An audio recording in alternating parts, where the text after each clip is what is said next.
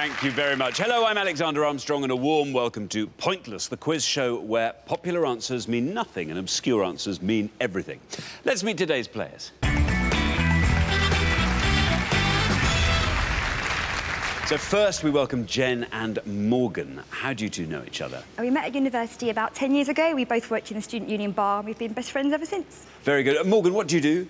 I'm an environmental crime officer for the Environment Agency. Oh, that's exciting. Yeah, it's a good job. That's fantastic. Sort of CSI every day. and how about you, Jen? I work at the Environment Agency too, but I do communications work. So not quite as exciting as Morgan, unfortunately. Next, we welcome back Stephen and Samantha. You were on the show last time. Remind us how you did. We got to the second round, but we went down in flames, 200 points. 200 points, yes. What are your hobbies and pastimes, Samantha? I enjoy playing badminton. I play it a lot with Stephen, however, I'm yet to actually win a game. He has the height advantage, it has He to be does, said. yeah. Yes, well, at least it's not volleyball. Yeah, that's true. But, yeah, very good. Well, very best of luck to the pair of you. Now then, Will and Matt, you're our third pair today. How did you know each other? We're just mates, basically. We met on the first day of secondary school, which was 11 years ago. And since then, yeah, just been travelling around the world, and we live in a horrible flat in Bristol now. Why is it horrible? What's horrible about it? We got it unfurnished, and we didn't have any other money, so basically had to get odds and ends. It's a very mixed look, to be honest. Eclectic? Yes. Eclectic. Exactly, yeah. So, were you to win our jackpot today, maybe a couple of beds? I could do with a bed, actually. I've just got two mattresses on top of each other. Oh, right, so you do It's need like a bed. Yeah. Yeah, but then that box that you use a bedside table would be too small if you had a bed. It'd be hopeless. Definitely need to win now. Very, very best of luck to the pair of you. It's great to have you here. And finally, we welcome Pete and John. How do you two know each other? My daughter was also in a bijou flat in Bristol, not with these guys, but living on her own. And every time we phoned her up, this bloke would answer the phone. And after a couple of years, they were married, and he's now my son-in-law. Ah. What do you do, Pete? I work at the Intellectual Property Office. I'm a patent examiner. I mostly deal with chemical technologies, but I've done some well boring as well. I think there's nothing boring about that at all. And John, how about you? What do you do? I'm a retired GP. When I had a midlife crisis, I joined the civil service as a medical advisor, and now I am a volunteer with Citizens Advice.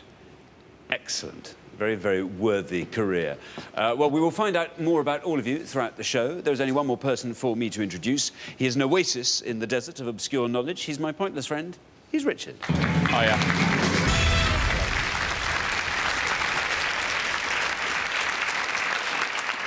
Good afternoon to you. A very good afternoon to you, sir. How are you? You well? I am well, thank you, yeah. Excellent. Should be a good show, I think. We've only got one returning pair. That's Stephen and Samantha, and they only made it to the second round, so very untested and untried. Could be anyone's game, this. Very rarely on this show, sometimes someone has a job and then a question comes up about that exact job. It doesn't happen often, but it's happened today, because I can confirm we have a whole number of well-boring questions on today's show. Very good indeed. Thank you, Richard. Now, we've put all our questions to 100 people before the show, but this is pointless. So we are after the obscure answers they didn't get. Now, what everyone's trying to do, of course, is find a pointless answer. That's an answer that none of our 100 people gave, and each time that happens, we will add £250 to the jackpot. Nobody won the jackpot last time, so we add another £1,000 to that. So today's jackpot starts off at £7,500. Right, let's play Pointless.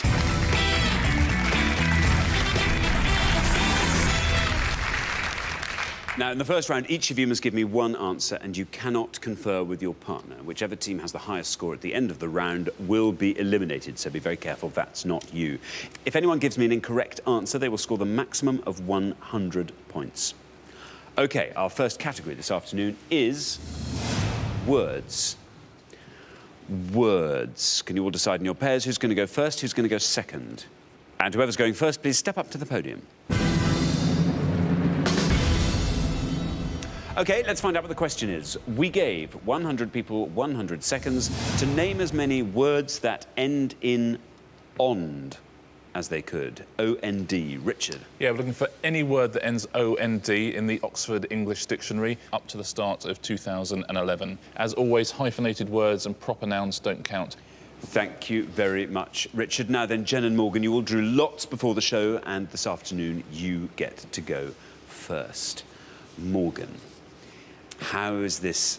You're slightly on the spot now, aren't you, being the first one off the mark? I'm very on the spot. This would be officially my worst nightmare of a category. Right.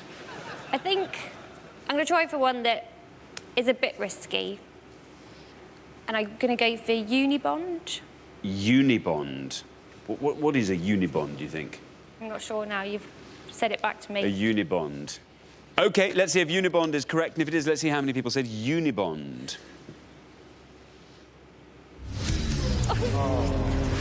Bad luck, Morgan. I'm afraid Unibond is an incorrect answer, which means you score the maximum of 100 points. Bad luck. Richard. Yeah, sorry, Morgan. Good word, though. It's a great word. Should have been on It's there. not an actual word, but it's a good word. Stephen, we come to you. We are looking for words ending in O-N-D. Well, I'm going to go with the first word that came into my head. Abscond. Abscond. Yeah. Very good. You're hoping to score as few points as possible with abscond. Let's see if that's a correct answer. And if it is, let's see how many of our 100 people said abscond.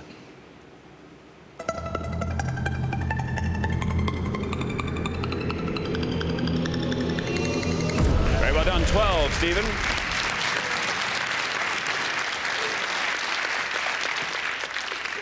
$12 for abscond, Richard. Yeah, well done, Stephen. Essentially to flee, to abscond. That one didn't come into your head just because you hated the round. I was a little bit nervous. So yeah. Yeah, well, glad you stayed. 12 points. Not bad at all. Matt. Yes. What are you going to say, Matt? I would love to be able to go for a risky word, but I can't think of any. Of the 55, I think I've got about 3. I'm going to say almond.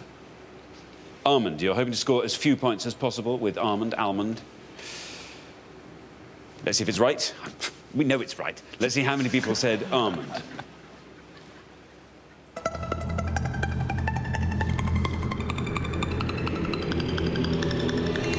Well done, Matt. 12.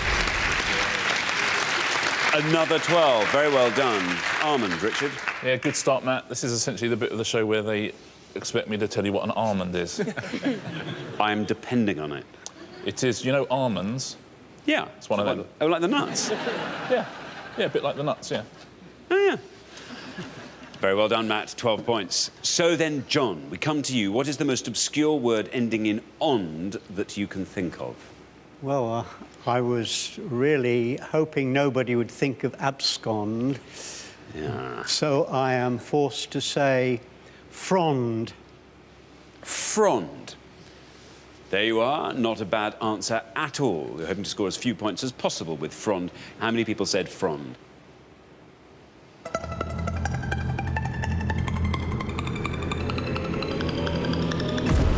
$25. Not a bad score at all, John, for frond. Quite a big score, though, isn't it, for frond? For frond, yeah. It's slightly more obscure than that. It's loosely used to sort of mean large leaves, the sort of palm trees and things. Thanks very much, Richard. Well, we're halfway through the round, so let's take a look at the scores as they stand. Well, it's quite a broad field. Matt and Will and Stephen and Samantha, equal low scorers on 12.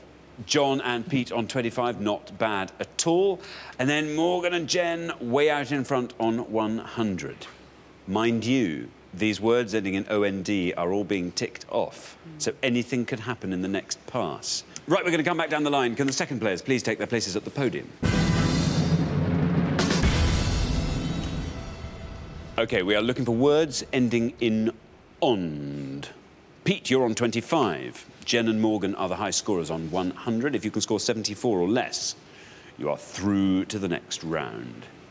I don't know if I've got my spelling right. I hope I have. I'm going to say beyond. You're saying beyond. There is your red line. If you can come below that red line, you are through to the next round.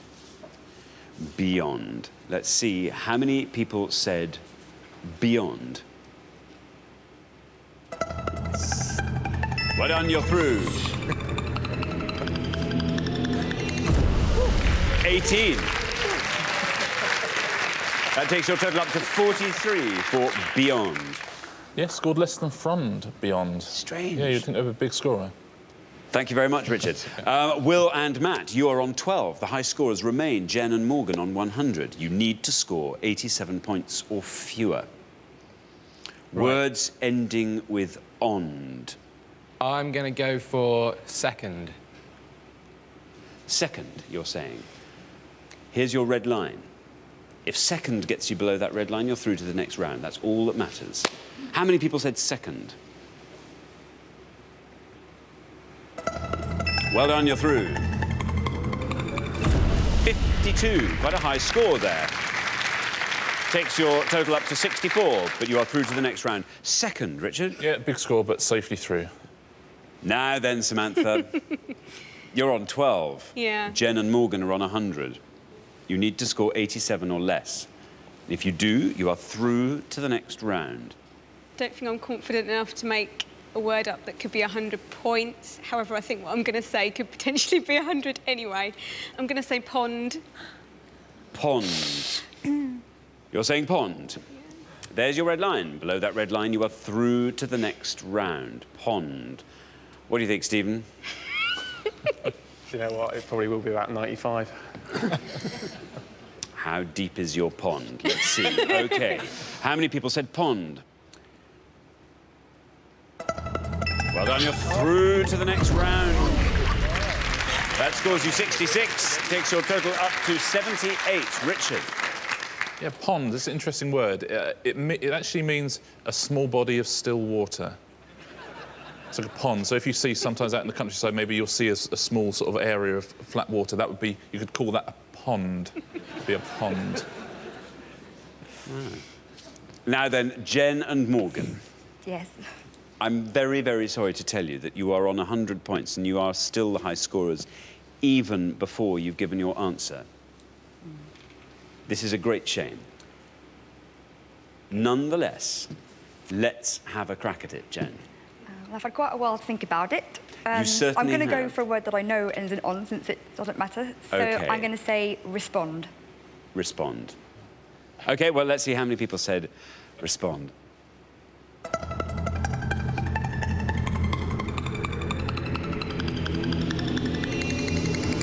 Very well done, Jen. You've done everything you had to do. Respond, a brilliant answer. Scores you 7, takes your total up to 107. Richard. Yeah, well done, Jen. Good answer. Well, there's all sorts of pointless answers, as you can imagine. And we've had pond and second, and if you'd taken either of those, you'll find all sorts of answers, actually, which are pointless if you put words in front of them. Let's take a look. Not hyphenated, fish pond, and mill pond as well. Both of those are pointless answers. Keeshond, which is a breed of dog. And then we get onto the seconds. There's millisecond, nanosecond, picosecond. There are more obscure ones as well, but millisecond is yeah. You know, that's a pointless answer. Voice bond. Do you know what voice bond means? No. It means when you leave someone a message. No. Yeah. So leaving like a voicemail or an answering machine message is to voice bond. Gammond, which is a leaping movement in dance. Or overfond, which means to be overfond. Overfond. Of somebody. Let's take a look at the worst answers. Some of these will be familiar to you. These are the ones that most of our 100 people said. In third, bond with 49. If I knew it was a unibond. Hey, unibond. Second scores 52. In second, rather neatly. And in first, pond. That's pond.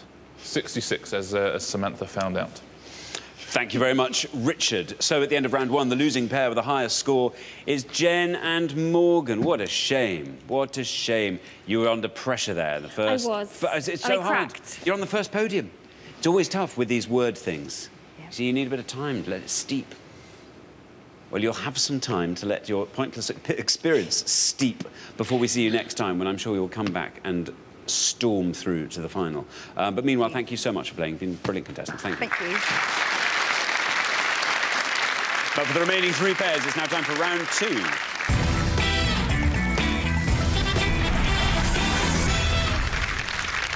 Now, obviously, only 2 pairs can make it through to the head-to-head, so one team is going to be leaving us at the end of this round. The category for round 2 is catchphrases. catchphrases. Samantha looks very happy with that. Can you all decide in your pairs who's going to go first, who's going to go second? And whoever's going first, please step up to the podium. And the question concerns famous people and their catchphrases. In this round, we're about to show you a list of catchphrases. We asked 100 people to tell us the celebrities most closely associated with them. Richard. Yeah, we're going to show you 6 catchphrases in each pass. The more obscure the catchphrase, the fewer points you're going to score. If you give us an incorrect answer at any point, you'll score 100 points. Thank you very much. So we are looking for the celebrities most closely associated with these catchphrases. And we have got... You're going to like this not a lot. It's the way I tell 'em. Laura laughs. Titter ye not. Super smashing great. Shut that door. Don't they just come alive when said by me? I'm going to read those one more time. You're going to like this not a lot. It's the way I tell 'em. Laura laughs.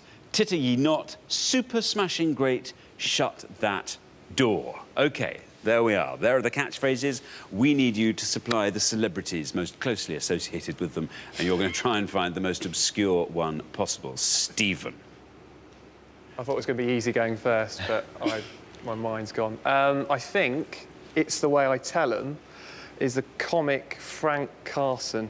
OK, It's the Way I Tell 'Em. Frank Carson, you are saying. OK. Let's see if that's right, and if it is, let's see how many people said Frank Carson. Could be a very good answer, this, Stephen. It's right. Down it goes, 27. Not a bad score at all. Richard. Yeah, Frank Carson, It's the Way I Tell 'Em. Very well done. His other catchphrase, of course, It's a Cracker. Now then, Will. Catchphrases. This is really annoying. All I can hear is super smashing great going round in my head, and I just can't see who's saying it. Don't know. I'm gonna have to go for the obvious one, I think. Gonna have to take Cilla Black for Laura laughs. OK, Laura laughs. You're saying, is that Cilla Black? And if it is, let's see how many people said it. Cilla Black. 71. Very popular woman, very popular catchphrase. 71 for Laura laughs. Very big score, isn't it? Very big score indeed. Yes, she used to say it on Blind Date. It was a good answer, Will, but it was a very high-scoring one. So, Pete, we come to you. Yeah, I recognise a few of those. Do you have any catchphrases at the Chemical Patent Office? Don't drop it! That super smashing great is haunting me as well. I know that's from Bullseye, but I can't remember the chap's name. Shut That Door, I'm pretty sure is Larry Grayson.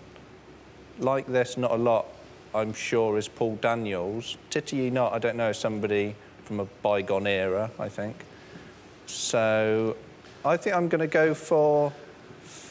Larry Grayson hasn't been around for longer. Perhaps Larry Grayson, Shut That Door. Larry Grayson, Shut That Door. That's what you're going to say. Let's see if it's right. And if it is, let's see how many people said Larry Grayson for Shut That Door. It's right. 59.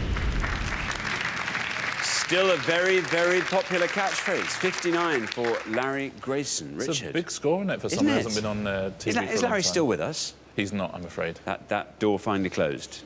Yeah. Let's take a look at the rest of the answers there, though. You're going to like this not a lot. Well, he did give us fair warning. It was Paul Daniels. 40 points. Titter You Not. That's not Paul Daniels, might as well be. That's Frankie Howard. 36. And super smashing great, just to put everyone out of their misery, Jim Bowen. Oh. That would have scored you 15. OK, well, thank you very much, Richard. We're halfway through the round, so let's take a look at the scores as they stand. 27 points, a lovely low score for Stephen and Samantha there. Then we come up to Pete and John on 59, very high score for Larry Grayson. And Will and Matt, 71 for Laura laughs there for Cilla Black. So, yes, the contest in this second pass is going to be between Matt and John, I would say. You each have to, especially you, Matt, you're going to have to find a really nice, low-scoring, obscure catchphrase and keep up the low-scoring, Samantha. You should be through to the head-to-head. OK, we're going to come back down the line. Can the second players please take their places at the podium? remember, we are looking for the celebrities most closely associated with saying these catchphrases. And we're going to put 6 more up on the board. Here they come. And there's more. Nice to see you, nice. Know what I mean, Arry. Ooh, I could crush a grape. Nah, Luton Airport. Just like that. I'm going to read those again. And there's more. Nice to see you, nice. Know what I mean, Arry. Ooh, I could crush a grape. Nah, Luton Airport. Just like that. Now, remember, we are looking for the celebrities most closely associated with these catchphrases, and you're trying to find the one that the fewest of our 100 people knew. Now, John, I think you're going to be rather good at this. I recognise all of them, but it's very difficult to put names to them. I think I'm going to go for the Know What I Mean, Harry, and say Frank Bruno. Very good indeed. You are on 59. The high scorers are Matt and Will on 71. Should you score 11 points or fewer with Know What I Mean, Harry, you'll be certain of a place in the head-to-head. You're saying Frank Bruno. Let's see if that's right. Here is your red line coming in. Quite low. Below that red line, you are definitely through to the next round. Know What I Mean, Harry? Was that Frank Bruno? And if so, how many people said it?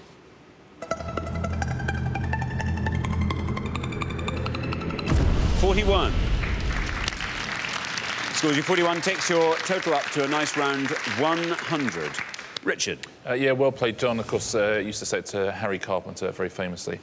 So then, Matt, you are on 71. The high scorers currently are Peter and John on 100. Should you score 28 or less with this answer, you are definitely through to the next round.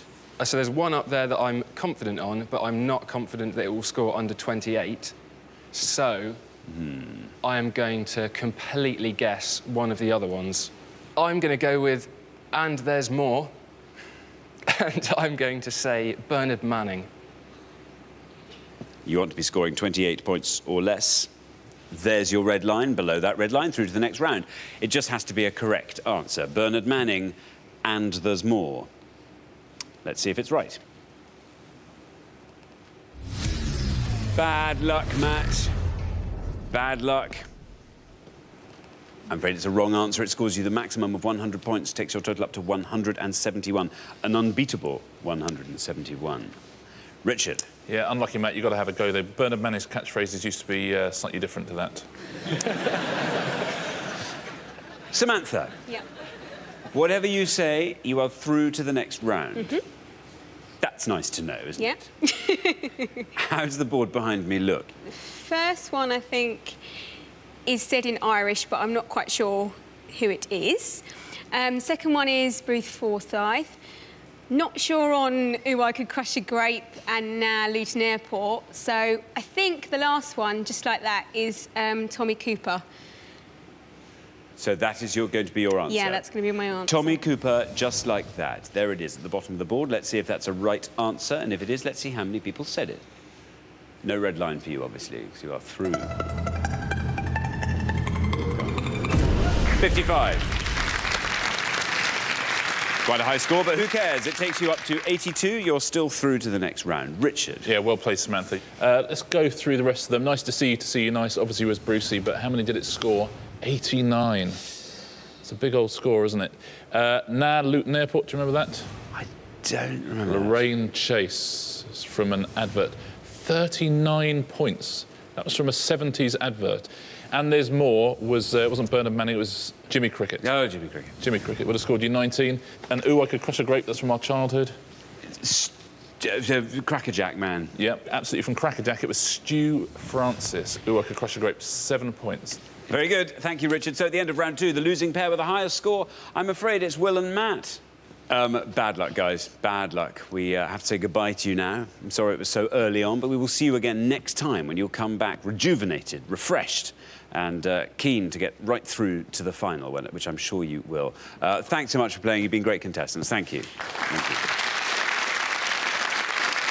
But for the remaining 2 pairs, things are going to get even more exciting now as we enter the head-to-head.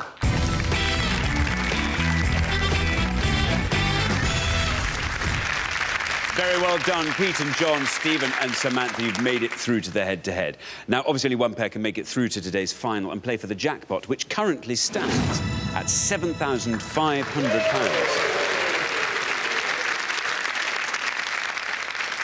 Now, you're going to go head-to-head on the best of 3 questions. For each question, each pair needs to give me just one answer, and you are now allowed to confer.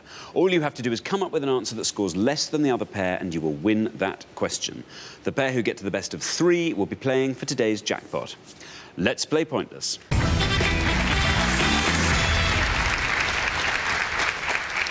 OK, here is your first question. We gave 100 people 100 seconds to name as many colours of Trivial Pursuit categories as they could. Colours of Trivial Pursuit categories. Richard? Yeah, we're looking for any of the colours of the 6 categories in the original Genus edition of Trivial Pursuit. Right. Peter and John, because you've played best throughout the show so far, you get to go first. We are looking for the colours of the Trivial Pursuit categories.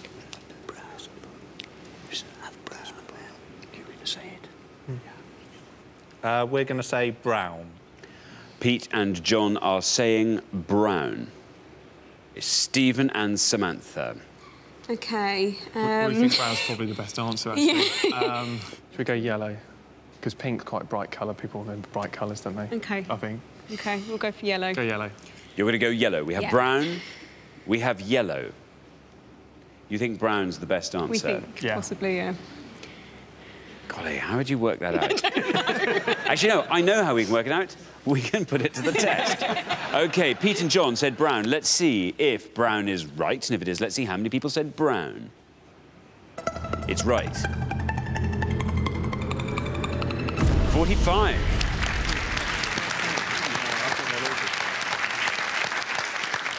Stephen and Samantha, 45. What are you thinking? You think yellow is going to be higher than that? Probably, yeah, 46, probably. No. OK, is yellow right? And if it is, let's see how many people said yellow. Oh, it's right. Wow. Well, yellow, 83. So after the first question, Pete and John are up 1-0. Richard? Yeah, brown's a good answer. There's one colour that would have beaten brown, and it's that very bright one. Pink was actually the most obscure answer of all. Let's take a look at all of them. Pink, which is entertainment, 44. Brown, arts and literature, 45. Orange, sport and leisure, 61. That's what I always went for. Yellow, 83. That's history. Green, which is science and nature, 89. And blue, which is geography, right at the top there on 93.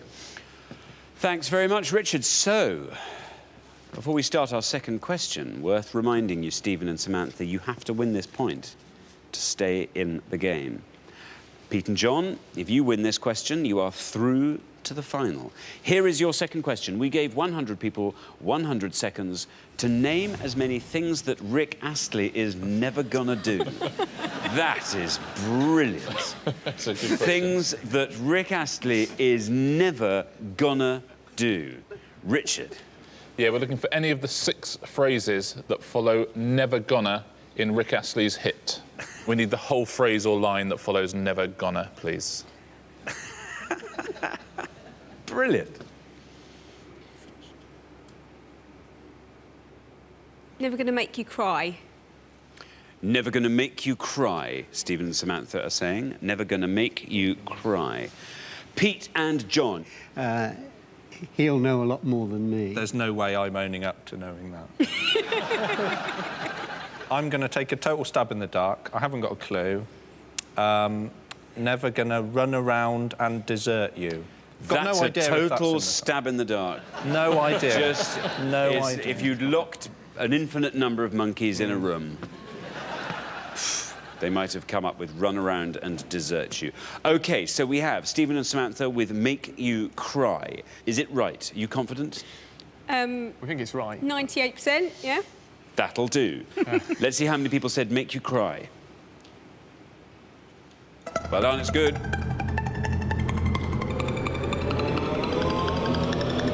Wow, 20.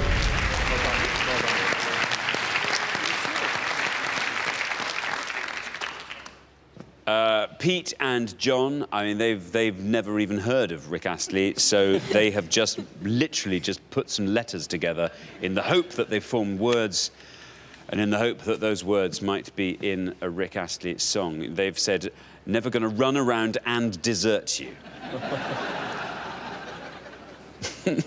Let's see if that's right. And if it is, let's see how many people said it. It's right. Oh, 24. Very close. That's what you had to do, Stephen and Samantha, and you have done it. After 2 questions, it's 1-1. Richard. Yeah, very close again. There's only one answer that would have beaten Make You Cry. Let's take a look at all 6 of them. I'm going to read these from the top, which I never normally do. 67. 45. That's 24. 20. Oh, 24 again. Best answer on the board, 12.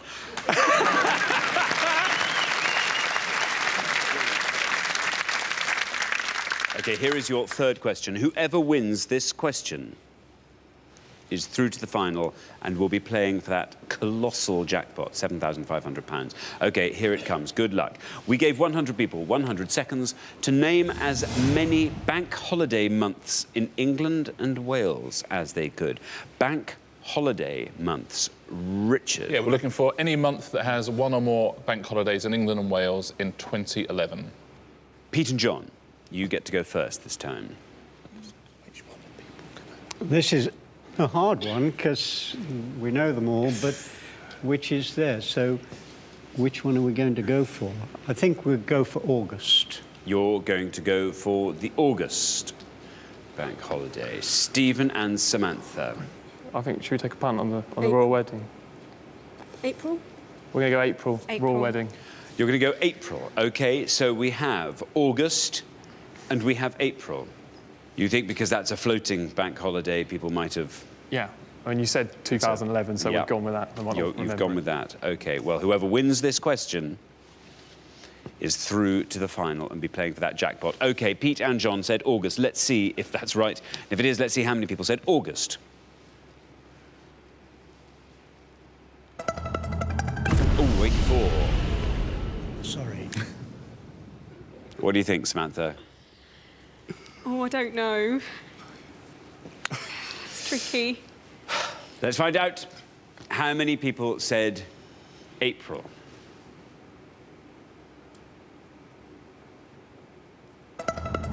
Well done. Well done. 67 for April. Very well done indeed. After 3 questions, Stephen and Samantha are through to the final. 2-1. Richard. Well played, Stephen and Samantha. 2011, April, 3 bank holidays, Good Friday, Easter Monday and the royal wedding. Let's take a look at all the answers. There's April 67, January New Year's Day, 68, August 84, summer bank holiday, December, Christmas Day, Boxing Day, 85, and May, early May and spring bank holidays, 89. Thank you very much, Richard. So the losing pair at the end of the head-to-head, I'm afraid, is Pete and John. Quite tough. We had 2 quite tough judgment answers there, didn't we, in the head-to-head? Very tough. We will see you again next time when, who knows, maybe we will have more chemistry questions and well boring. Let's hope. Anyway, meanwhile, it's been wonderful having you on the show. Thank you so much for playing. Great contestants. But for Stephen and Samantha, it's time for our pointless final and the chance to win our jackpot of £7,500. Many congratulations, Stephen and Samantha. You fought off all the competition and you have won our coveted pointless trophy. Very well done.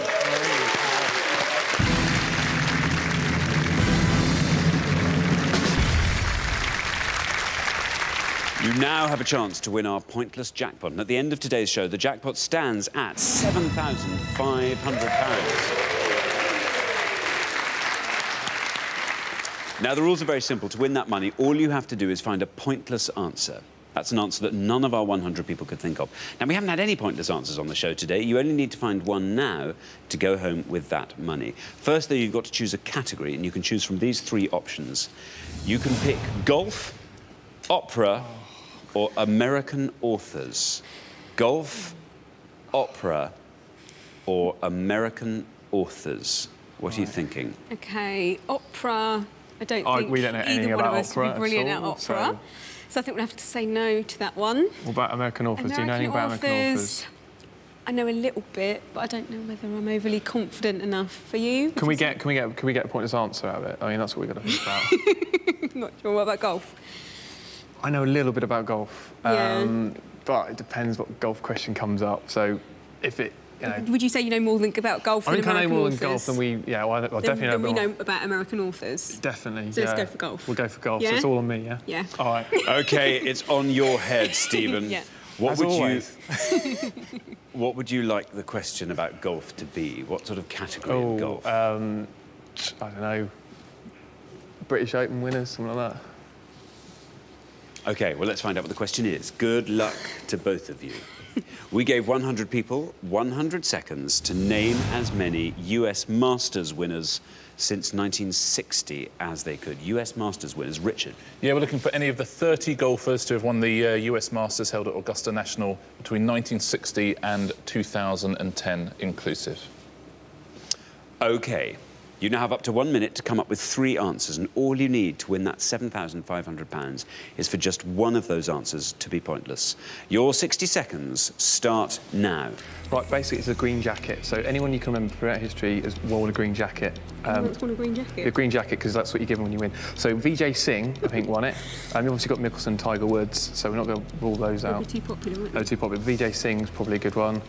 Todd Hamilton won the British Open, otherwise I would have had him. Jeff Ogilvy won something. It might have been the BMSPGA, but we might have to say him. Since 1960. Since 1960. Yeah. Ben Hogan seems to be in my head for some reason, so I could just say him if you want. How confident are you with Ben Hogan? I don't know, it's just literally popped into my head now. OK. So I'd say Vijay Singh, Ben Hogan, Jeff Ogilvy. We've still got a bit of time though, hang on. Jeff Ogilvy, who is he? He is an Australian. Right. Who else? Craig Norman. He may have won it as well, but they'll remember that because he collapsed against Faldo. Oh. What else? Jeff Ogilvy, when was he? When was he? He wasn't that long ago. 5 seconds. He wasn't that long ago. But I think he might be quite good. Oh, God. OK, there is your minute. We were looking for US Masters winners since 1960, and I now need 3 answers from you. OK, I'm going to say... Oh, do you know what? I've got one just popped into my head. Davis Love the Third. Davis Love the Third. Ben Hogan. Ben Hogan. And Vijay Singh. And Vijay Singh. Yeah. Of those 3, which do you think is your best shot at a pointless answer? Well, Davis Love just came into my head right at the end, so let's toss that one in. Yeah, why not? Let's toss Davis Love the Third. Or maybe just chip it in. Let's just chip Davis Love the Third in third. Yeah. Okay. Who's your least likely pointless? Well, I think Vijay's right, so we'll put Vijay first. Vijay Singh. Yeah. Ben Hogan. Yeah. Davis Love the Third. Yeah. OK, well, let's put them up on the board in that order. Here they are. Vijay Singh, Ben Hogan, and Davis Love the Third. There they are. So we were looking for US Masters winners since 1960. You said this was the least confident answer of your 3, Vijay Singh. You knew it was right, but you didn't think it was necessarily going to be pointless. You only have to find one pointless answer to win that £7,500 jackpot. OK, Vijay Singh, let's see if it's right, and if it is, let's see how many people said Vijay Singh. But it's right. Down it goes. This will give us some idea of how much our 100 know about the US Masters. Down into single figures. Look at that. Oh, 2. Oh. Wow. OK. Well, unfortunately, that's not a pointless answer, but I tell you what, looks like we have a game on our hands here. This is very exciting indeed. That went down to 2, Stephen. Oh, wow. Amazing. Oh, it's looking quite exciting, isn't it, Samantha? Yeah, it's very exciting. You only have 2 more chances to win today's jackpot. Yeah. £7,500. Samantha, what would you do with that? Nice holiday somewhere would be quite nice. Oh, I should think, yes. What else, Stephen? Anything else? I don't know, I might maybe ask a question, perhaps. Now, that would be exciting, wouldn't it? We are looking for winners of the US Masters since 1960. Your first answer, Vijay Singh. Your least confident answer scored 2. Let's hope nobody said your next answer, Ben Hogan. Let's hope it's correct. And let's hope it goes all the way down to nothing. This has to be pointless for you to win that jackpot, £7,500. Fingers tightly crossed. Ben Hogan, is it right? How many people said it?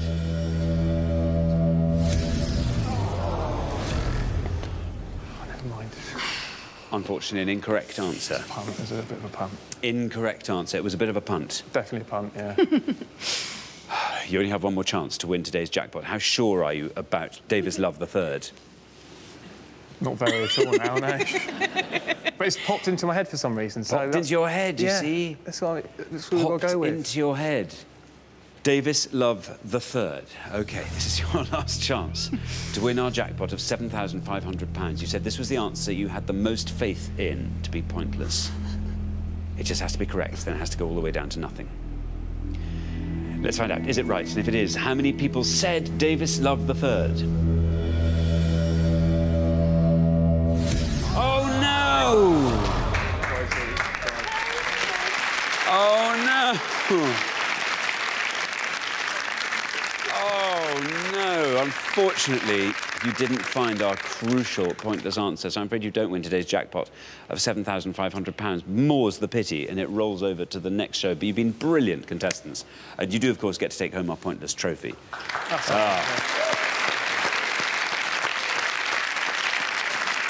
So sorry you didn't win that. Richard. Yeah, Davis Love III. He came second twice. And he won the USPGA Championship as well, but didn't win the Masters. Good answers. But given that love endures longer than money, you could always ask her anyway, I would say. Yeah.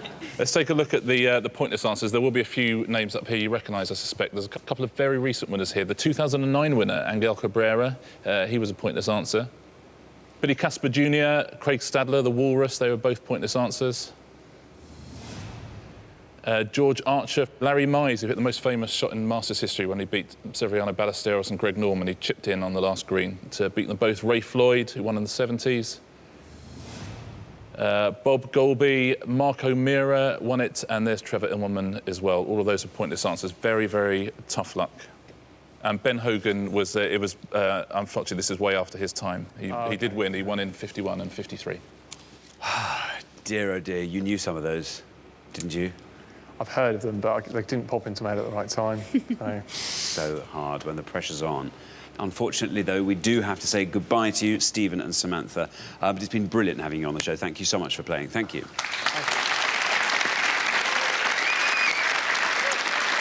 Nobody's won our jackpot today, so it rolls over, which means on the next show we will be playing for £8,500. Join us next time, see if someone can win it. Meanwhile, it's goodbye from Richard. Goodbye. And it's goodbye from me. Goodbye.